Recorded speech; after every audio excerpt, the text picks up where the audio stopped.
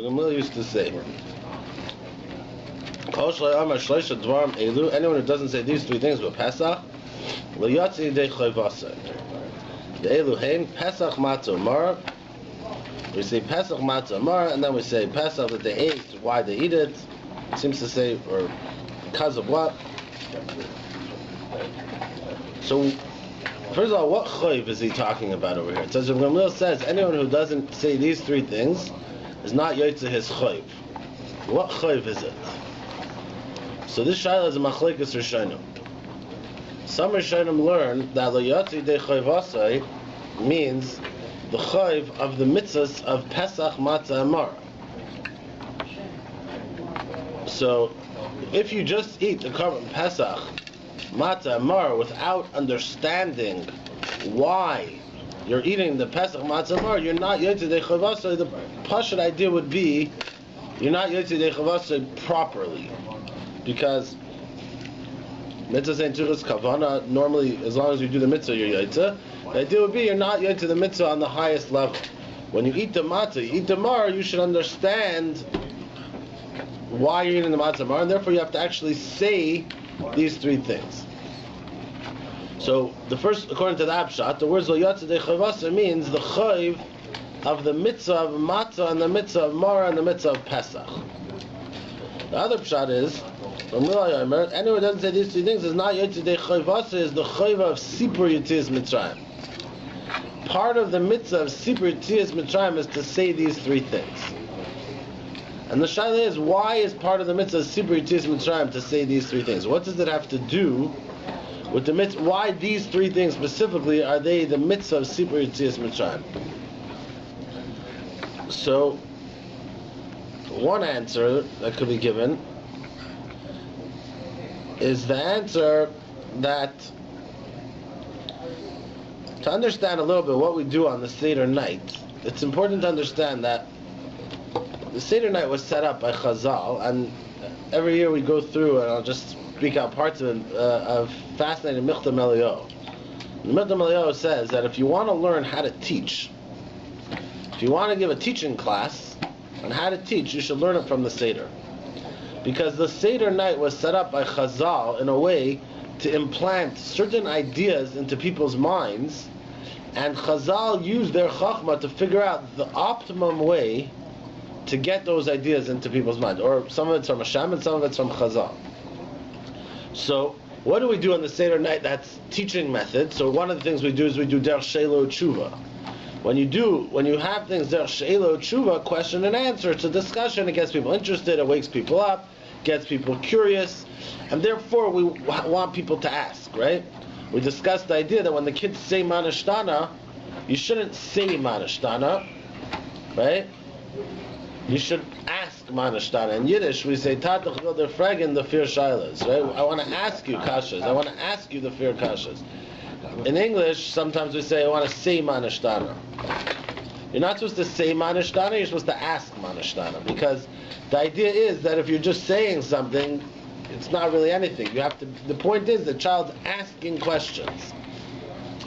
So that's one idea that Chazal put into the concept of the Haggadah, is a derech she'elo tshuva. Another idea is that we have visual aids. So in the classrooms nowadays, they have an idea called a visual aid. In the Haggadah, there's a visual aid. So we point to the matzah. We say matzah zu. We point to the mar. We say mar zu. We point to different things, and we raise up the middle matzah. We pick up things. We move things. We're getting the visual aids involved. That's another idea.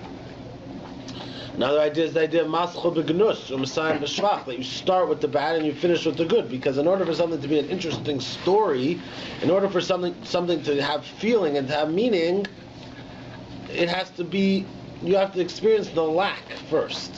So the first thing we have to do is to first give you the experience of the lack of the idea of whatever it is, so the lack of freedom and the suffering, in order to really appreciate the beauty of the freedom. There's another idea. If you look at the page right before this, we have something called dayenu. So we go and we split up each thing. You know, we'll come back to remember. Let's talk about Dayenu for a second. So, and this is part of the idea of this Michtam Malel. By Dayenu, we say like this: Kama milas toivus l'malkum leinu. Go back one page. How many great milas? Page 40. How many great milas that Hashem has over us? Now we say, if Hashem wouldn't have taken us, if He just taken us Hashem and not punished them, if He would have punished them but not punished their gods, He would have punished their gods and not killed the Bechor. Each step, we say it would have been enough. So everyone asks the Shalos, what do you mean it would have been enough? It would have been enough to bring us to Har Sinai and not give us the Torah. It would have been enough to give us the Torah and not give us our Tzor. How could you say it would have been enough? And the obvious answer is, it doesn't mean it would have been enough that we would have been satisfied. It means it would have been enough to thank you. Dayenu means, this is a very nice vart for everyone to say over, by the way. If you want to say a nice, simple, clear vart by the Seder that many people will not know, it's a very nice vart. When we say Dayenu, and everyone's going to start asking their kashas of, why would have brought us to Har Sinai and not give us the Torah? What's the Indian of Har Sinai? And then we talk about how amazing Har Sinai is. They're all very nice ideas. But the simple answer, is, it doesn't mean it would have been enough. It means it would have been enough for us to thank you. It would have been enough for us to make a whole Seder night for any one of these 15 things. It would have been enough for us to spend a lifetime of thanks, a career of thanks just for any one of these things. Just for the Torah alone, just for Har Sinai alone, just for Eretz Yisrael, just for the Beit Bechira, just for their money, just for killing them. Every step would have been enough for us to thank you. And that's what it means, Dayenu. So what we do is, so the Mitzvah says, so what do we do? So let's say someone, I once made this mistake. I once gave someone a very large present, and together with it I gave him a bunch of smaller presents. And it's a fundamental error. Because when you give someone a large present and together a bunch of smaller presents, the smaller presents get sort of pushed away in the face of the bigger present. So even though they're nice things and they cost money, and had you done just those alone, the guy would have appreciated it, but because he's getting the big thing, he doesn't appreciate the little things because they just sort of get thrown into the thing. So similarly, when someone, like also an idea, you want to give someone a present, there is a concept of giving them one thing at a time. Even if you want to give them a bunch of presents, one thing, let them appreciate it, move on to the next thing. So in our own lives, we have many different things to give thanks for. We have many things that we should appreciate, but because we have them all at once together, it sort of just gets mixed in and you just say a big thank you. So let's say, for example, a fellow's in trouble and he's living in Eretz and he would move to Toronto, and we'd help him find a place to live, and we'd help him find a job, and we'd help him find a car, and help him get insurance, and help him da-da-da. And you do lots of different things. Now, each one of those things took time, took effort, and each one of those things maybe should be enough that he should help that he should thank the person. But what happens is, you just say one big thank you, and you say, thank you for helping me get set up. That's what could happen, right? So therefore, what we're saying to Hashem is, there were so many facets that you helped us in, so therefore we're going to point out each one specifically, separately, and say, if you would have done this alone, it would have been enough for us to thank you. And this is what Michtam Malel says is part of the message of teaching. When you teach someone something, the idea is to split it up into as many different facets as possible, that each thing I'm thanking you for alone. I'm going to thank you for each thing alone.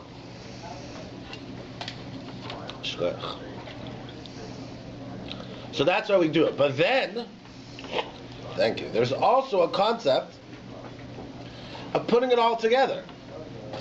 Because, first of all, I thank you for each thing specifically. I thank you for bringing me to Toronto. I thank you for helping me get a job. I thank you for helping me find a house. I thank you for getting me a car.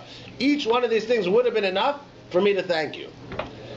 Al-Achas, right? Then we say, Al-Achas kama v'kama toiva k'fula v'chabaz leinu. Not only did you bring me to Toronto, not only did you help me get a car, not only did you did everything for me, right? That's how, so there's two separate ideas there, and we do both of them. And this is a very strong message of bringing it into a person's heart to understand all the different benefits that he has, and then to put it all together as one big package, both things. So this is another idea that we do by the Seder, which is to teach people how to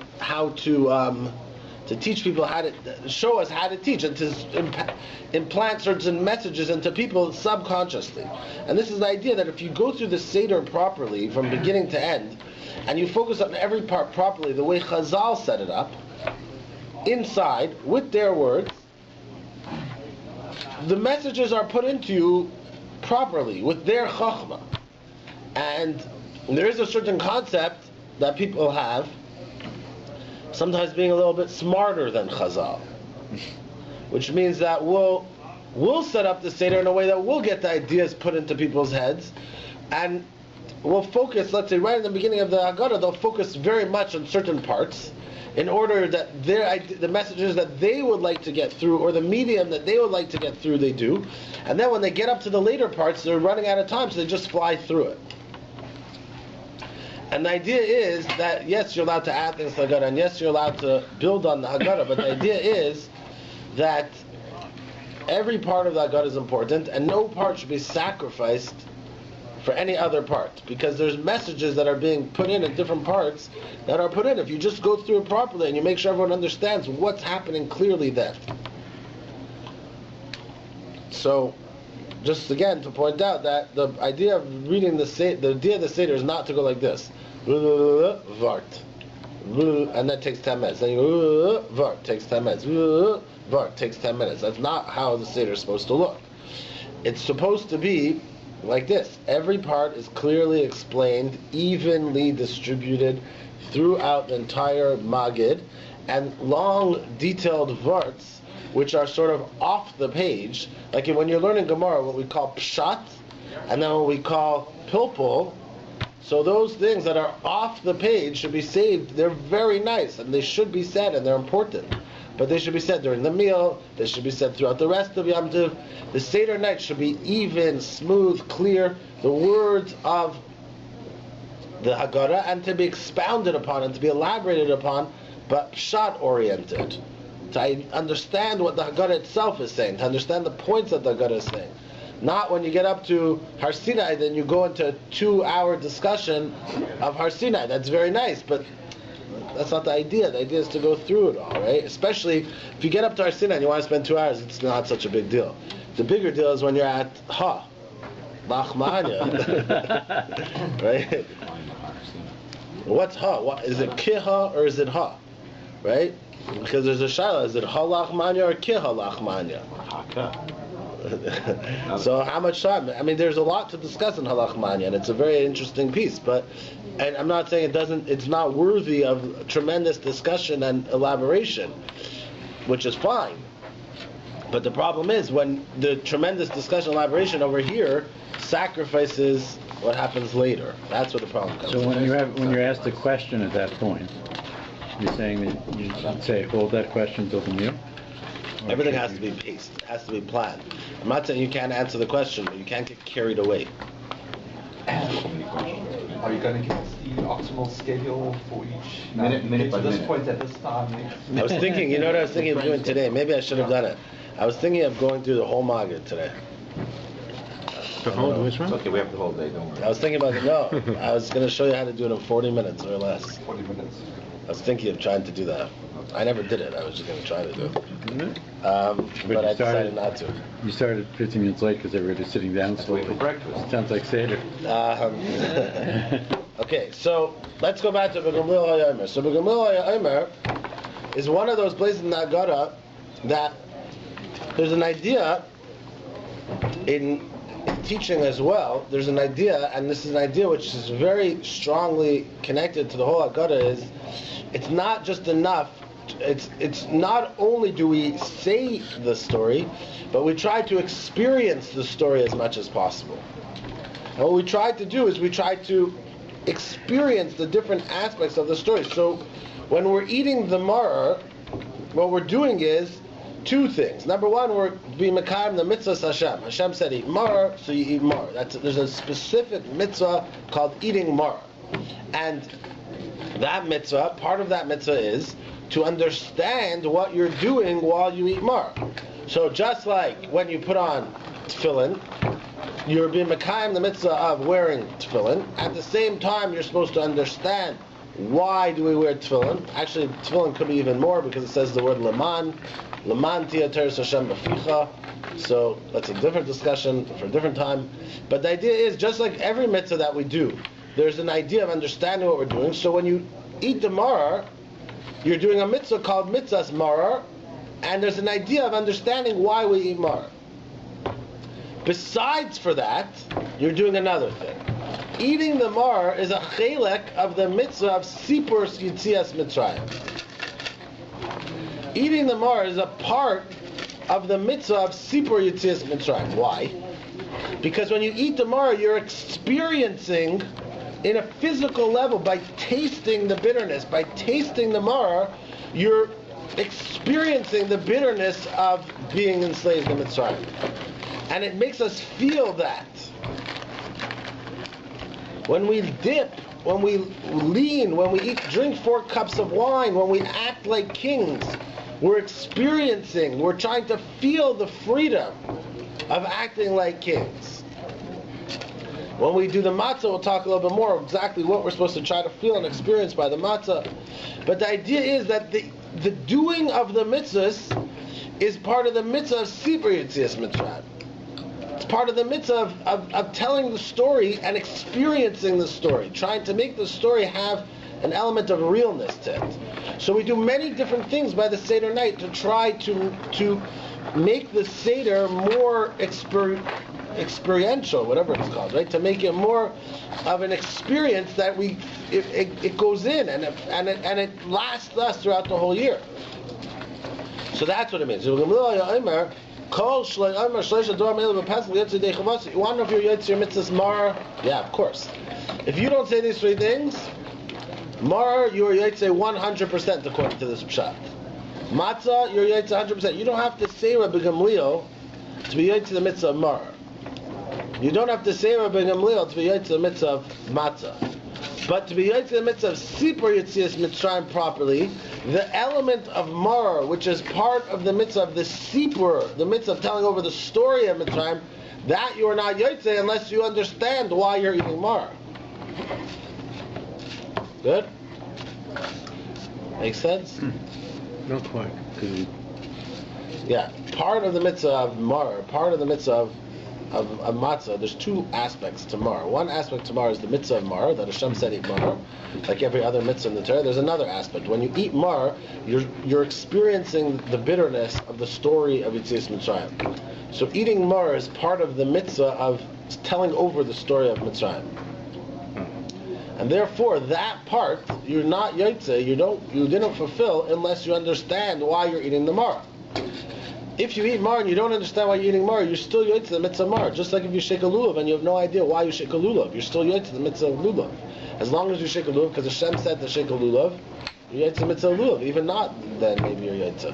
But so too by Mar. But if you don't understand the reason behind Mar, then you didn't experience this telling over the story of Mar. And that's what Rabbi Gamliel is saying. You're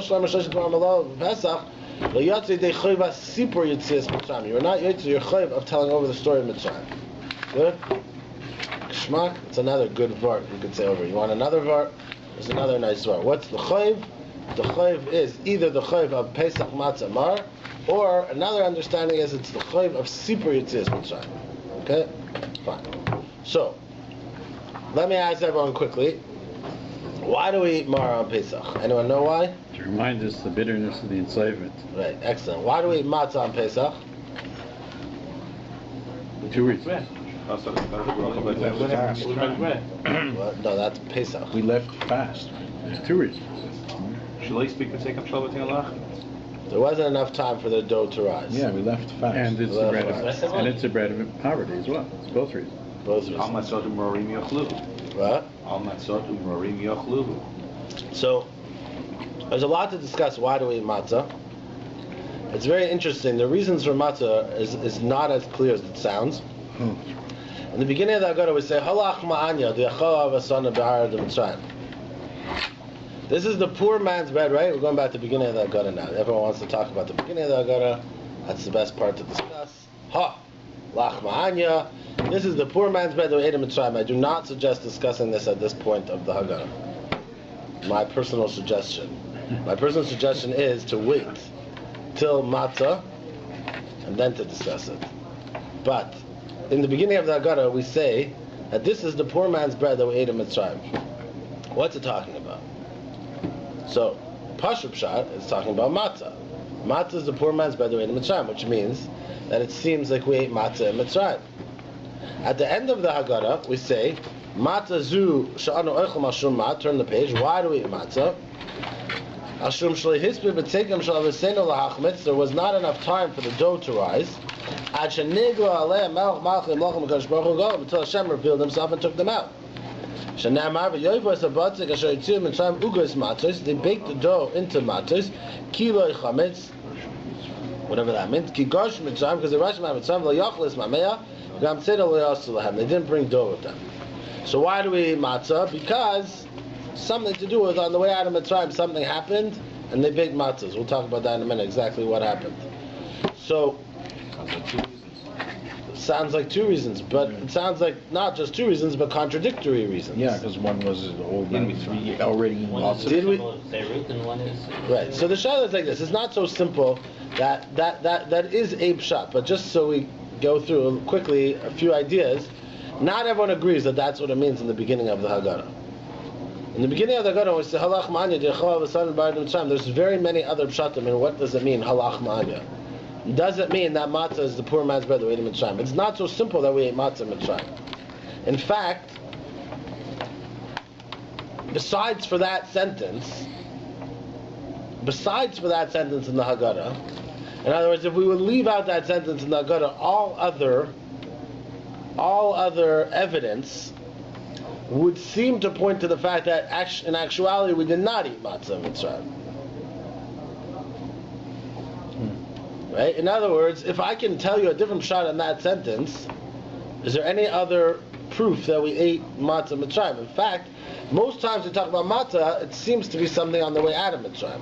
That's how you can interpret that passage. So how do you understand this? So one shot is like you're saying that it actually means ba'adim Mitzrayim on the way out. Another, like it doesn't mean that the whole time they were in Mitzrayim. Another shot is that it doesn't mean that they actually ate matzah. What we do is right before Magid, we break the middle matzah, right? Right? There's something called yachatz. We break the middle matzah. Why do we break the middle matzah? Because ma darko shall ani beprusa, just like ani eats prusa, so too we break the right. Ani eats pieces, so too we do eat pieces. Yeah, because it's seeds. So that could be why we call it halach manya. It doesn't mean it's lachma anya because it itself matzah is lechem aini. It means the fact that it's broken is the lechem aini. Another idea is that matzah symbolizes poor man's bread because it doesn't rise. So what we're saying is this is the poor man's bread. This is a symbolization of the bread that we ate in Mitzrayim. Whatever bread it happened to be, it was still poor man's bread. It may have been risen bread, but it was poor man's bread. So it was we ate it in poverty. So according we're talking about the matzah at this point. We're talking about half the matzah. We're holding in our hand. We're holding. Not everyone agrees we hold half a matzah in our hand. By the way, the article says that, but not everyone agrees to that. But well, let me just say, clearly everyone agrees it follows yachatz. Yes. Yes. Right. Yes. It's like directly after. Yes. That doesn't mean it's connected. So what's it? Well, we're talking about this. What does this refer to? The matzah. Matzah in general, or the Pashut means matzah in general. Pashut pshat is not like you're saying. I happen to agree with your pshat. That's how I understand it. That's how I like to understand it. But Pashut pshat is it's just talking about matzah in general, not the broken matzah. Even if it's talking about matzah in general, we're saying matzah is the I'm food just saying we that ate in according to Egypt. that pshat, it has nothing to do with yachatz. But even if we're saying that, you're saying No, I'm saying that matzah symbolizes the food that we ate in Egypt. Why? Because matzah is a poor man's bread, and whatever we ate in Egypt was poor man's bread. So matzah is a symbolization of what we ate in Egypt, but it's not the actual the actual thing that we ate in Egypt. The Maisa, many people hold that we did actually eat matzah in Egypt. But It's more like a matzah is pizza, wasn't it? unleavened. Why would we allow it to be unleavened when we had time before to let it rise? They were busy But working. they were in Egypt? Well, that's the question. 24/7. Did they feed them? Did they have to make their own bread? Did they make it into matzah? Why did they make it into matzah? Yeah, but they would have more time. They didn't have any time. They were either slaves. Yeah, maybe they had no time. Yeah, that's true. That's a good point. Slaves, they don't got no time. No, and They they were fed enough to keep them alive for Yeah, working. yeah. The taskmasters would feed them. Makes sense. Much easier to carry around. Yeah. Sticks around longer. So there is a Rishon who says that when there's a certain Rishon, I forgot who it is. It's not sticking in my head right now. One of the Rishonim said, I think the Evan Ezra, maybe I can't remember, that it's brought down by the Avud Ram, that one of the Rishonim said that when he was in India, I think he was imprisoned in India, and used to feed them matzah. Yeah. Oh. So he said that it could be that while we were in Mitzrayim, we also ate matzah. So to read this pasuk though is not so simple. You see, because there's another question when it comes to matzah. Yeah. It's independent of that question, a separate question when it comes to matzah. So Hashem, if we look in Parshas Bo, yesterday was Shabbos HaGadol. Parshas Bo was when the story of, not the story, but when Hashem gave the command of taking the Korban Pesach. And Hashem said, Al matzah shemroyim yechlu. So already we start talking about matzah, right when we start talking about the Korban Pesach, right? They ate the Korban Pesach the night before. Did they eat it with matzah? Yes. Yes? Why did they eat matzah then? They weren't out yet. Why do we eat matzah? Because there wasn't enough time for the dough to rise until Hashem took them out. So why do we eat matzah? Because on the way out of Mitzrayim, they were rushed out of Mitzrayim. Right? So if that's the case, why did they eat matzah the night before? And why did Hashem command that the Korban Pesach should be eaten together with matzah? Yes? Well, doesn't that prove that that was the regular diet? So they had lots of matzah. That was what they normally... Well, then why does Hashem say you have to eat it with matzah if that was just regular diet? I mean, I don't know if that proves that. Sure. I don't think that proves that. So some people learn that it was Al Shum, the future. In other words, Hashem knew that they were going to be rushed out of Mitzrayim. So therefore, I'm just throwing... A better question is, how did Abraham eat matzah? The Malachim came on Pesach, was matzah. So, Al Shem Ha'atid, he didn't know Arba Mot Shana, Gam the Goy Avod, Asher Daranoch. Right. Davos kept all the Torah. So how do you explain that? It's the same kind of question. We don't really know. It's not exactly the same kind of question, but it's a similar kind of question. Because Avram did what in the future, I understand. But the fact that... He knew what it's going to be, right? No, it's fine. Even if he knew it's going to be, Hashem also could know the future. That doesn't bother us that Hashem knows the future. We know Hashem knows the future. What bothers us is that he gave the command to eat matzah before this happened, and it doesn't say that this is why we eat matzah. So why are we saying the reason to eat matzah is this? The reason to eat matzah is because Hashem said to eat matzah. I don't know why. Is your question, why did they eat matzah with the Korban Pesach? The question is, why do we eat matzah today? For all of the above. But you're saying that you have Who to... says that this is why we eat matzah? Can I ask you a question? Who said this? You know who? About like that. Right, Rabbi Gamliel. Who?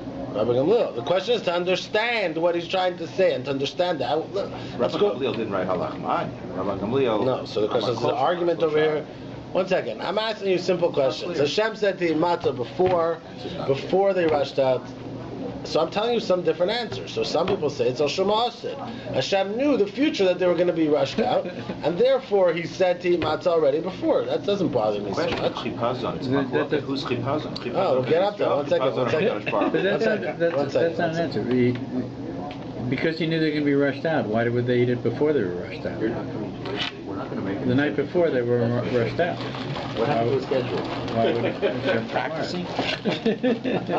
Hashem said that the Korban Pesach should be eaten in this way. Al Shema Asid. Maybe it was even to bring it about. Al Shema Asid. That's the answer they give. You don't like it? I'm sorry. Which means? We'll try some other answers, which means exactly the question you asked. Saying they should have eaten the Korban Pesach just by itself. Eat the meat, eat the sheep by itself, plain. With the Mars. So the Mara is for why? For by Mara Chaye. Yeah. The Korban And the Pesach matzah was is done for- before they did. Depends, but if the matzah is for rushing out, that's the They could say they question. were eating matzah all the time. Put the 400 years, 210 years. You can say that. I'm not denying that. They ate it with I'm not denying that. So now, if they ate matzah, no, I would say it differently. I wouldn't say they just happened to eat matzah because then there wouldn't be a mitzvah. If they ate matzah the whole time they were in Mitzrayim, And matzah was a symbol of slavery, like we call it lechem oini, poor man's bread. By the way, not every pshat in lechem oini means poor man's bread. Another pshat is lechem she'oini olav dvarim harbe. There's other pshatim in lechem oini. But if lechem oini means poor man's bread, and if they ate matzah the whole time, so then we can understand. Hashem was saying, eat the Korban Pesach together with the matzah and the mar. Which matzah? Not this matzah. That means there's two reasons we eat matzah. It's one answer. I understand that you came to my show last year, and that was the answer we gave last year, and it's a good answer, and I like the answer. But I'm just trying to discuss it. Not everyone learns like this, and I'm trying to bring up the questions. Now afterwards we can say the answer. It's one answer. Now there's another question. This one I don't have such a good answer for. It's not so simple. The pshat in this pasuk over here. It says, which pasuk? The pasuk brought down. V'yoypas abatzek asher tzir mitzrayim ugos matzos kiloi chametz. What does it mean, kiloi chametz? Ki garsh mitzrayim. So the way the art scroll says, is for it had not fermented because the mitzrayim threw them out before they had time to let it rise. So where was this? Where did they bake this dough? So Pashup Pshat, the Psukim is later. They already out of Mitzrayim. They didn't leave Mitzrayim until Shvi Shel Pesach. The Yam was still Mitzrayim. Still the land of Mitzrayim. No, okay, whatever. I'm talking about they left. They were on their way out. They left Mitzrayim. They're bringing it out with them. It's going to ferment as they go. It's going to rise. Let's not get too involved in this, but if you look at the pasuk over there, you'll see some fascinating things. That they carried the dough on their shoulders, and they only baked it later. In the hot sun. Then it wouldn't be unleavened. So how did it stay not leavened? These are good questions. Good, I agree. Some people learn like this. For those of you who want to be a little confused. But they baked the dough, which they took out of Mitzrayim. Ugos matzos. They baked it into matzos. You know why they baked it into matzos? Kiloi chametz, because they weren't allowed to have chametz. Because Hashem said, Al matzos u'merim yechlu, 7 days you're not allowed to have chametz. Okay, but this is Moses. One second. They weren't allowed to have chametz. Right? What would you do if you're baking on Tesvav Nisan? It was Tesvav Nisan, right? On Pesach Mitzrayim, there was already so now, 1 second, you know all the answers already. It's not so simple that by Pesach Mitzrayim there was an Isra Bal Yirah Bal Yamata. There was Isra not have chametz. That's one possible answer. Is that there was no Isra to have chametz. They had to eat matzah. What? That's why they left their houses. They sold their houses. They went to a motel. On their way to Florida. Pesach Hotel. That's funny. Pesach Hotel. I can have it. They sold. So that's how the Ramban learns. They built it, they baked it into matzahs. Kilo chametz. They weren't allowed to have chametz. The shayla is what's the rest of the pasuk? Ki garshu mitzrayim, because they were rashed out Mitzrayim. Lo yachlos b'mei v'gam tzedel osam. What does that have to do with anything? So Ramban says that's explaining why they didn't bake it in Mitzrayim. They only baked it later. Because if you look at the Psukim over there, they're already in the next place. So he's saying, why did they bake it later? Why did they bake it right away? They rushed them out and they didn't give them enough time to bake it. How did it not rise? Yeah. So one answer is they actually didn't bake it. It baked on their shoulders from the hot sun, baked it.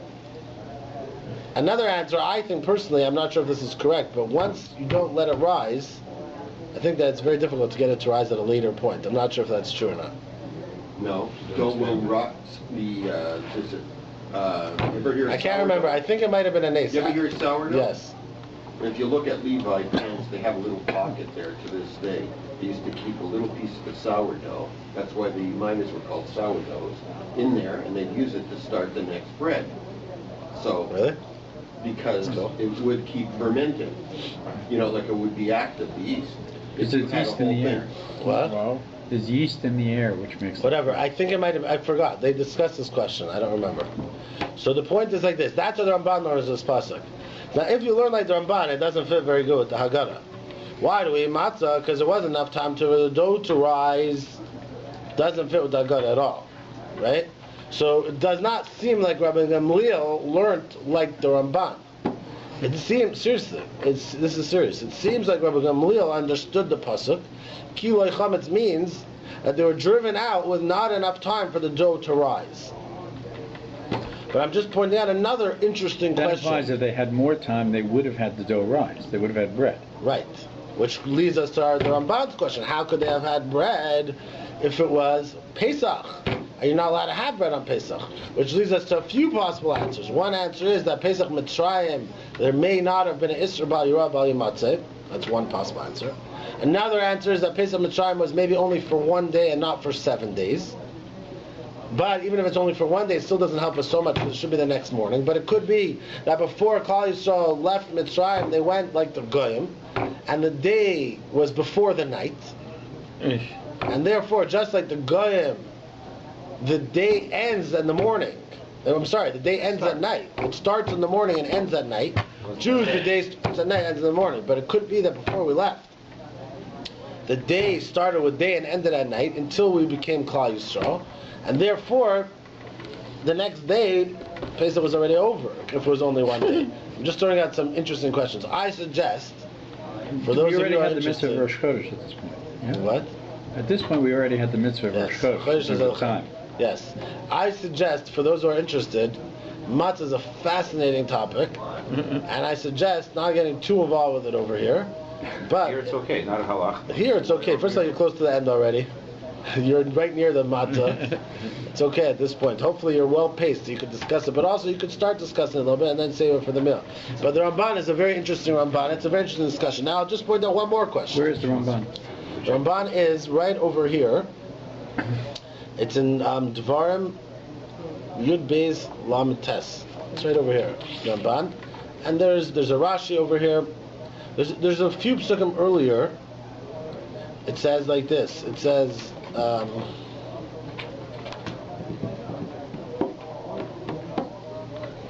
says Lechem Oini. Can't remember the pasuk off by heart. Yeah, Ki b'chipazon yatzim mitzrayim. So the Ramban learns, like Rabbi Ostreicher wants to say, very disturbed that we haven't said this pshat yet, that there's two aspects to matzah. There's the aspect to matzah of, I'll say one answer which could, and this answer will wrap everything together. They did eat matzah in Mitzrayim, and matzah symbolizes the poor man's bread of Mitzrayim. But they also ate matzah on the way out of Mitzrayim, and matzah reminds us of leaving Mitzrayim. And therefore there's two aspects to matzah. And that's what the pasuk says. The pasuk says,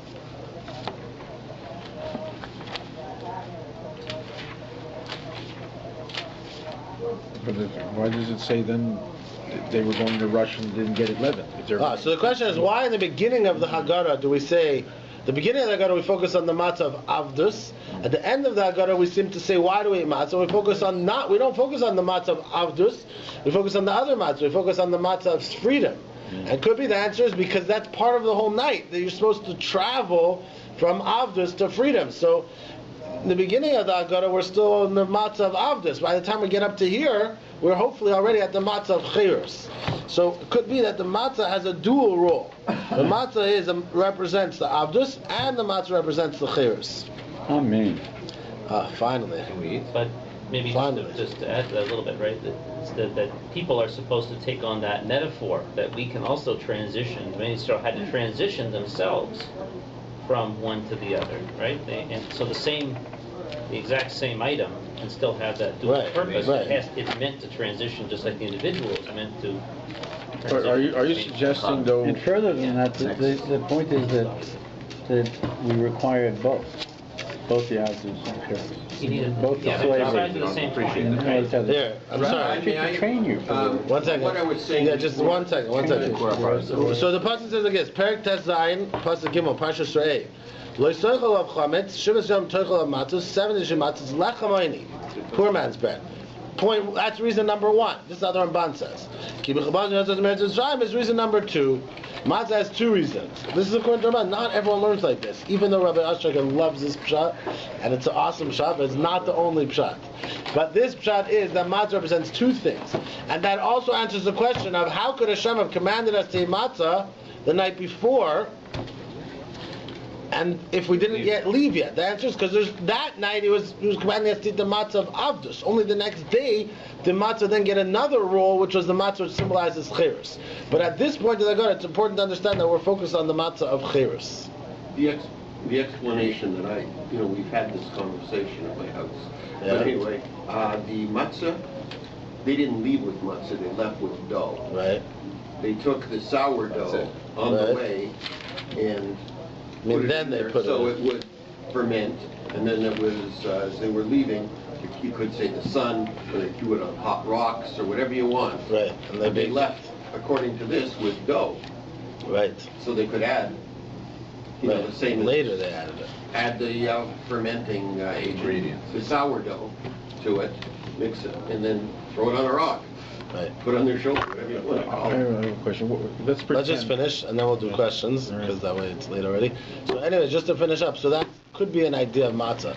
But to remember that when Rabbi Gamliel says, why do we eat matzah, he's focused on the matzah of chipazon. Just a question which I'll throw out to everyone, which I'm not going to answer, is the idea of why do we focus on the fact that we rushed out of Mitzrayim? What's so special about the fact that, what's the matzah representing? That we rushed out of Mitzrayim. There wasn't enough time for the dough to rise, which takes how long?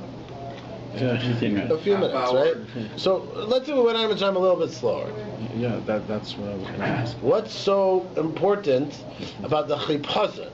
What's so significant that we eat matzah and focus on matzah and this such a major part of Yom Tov, right? You have to sit and eat matzah, no chametz, chas v'shalom to have chametz on Pesach. If the whole reason, right, and according to the people who say that they didn't eat matzah Mitzrayim, the only time they ever ate matzah was on the way out of Mitzrayim, right? There's only one time they ever ate matzah was on the way out of Mitzrayim. What's so significant about the fact that on the way out of Mitzrayim they were rushed out, that we can never have any tiny piece of chametz in our house, and we could only eat matzah? Such a significant part of Yom Tov was the matzah. What is it representing? Just that few minutes of rush? I'm sure everyone has answers. That was my question.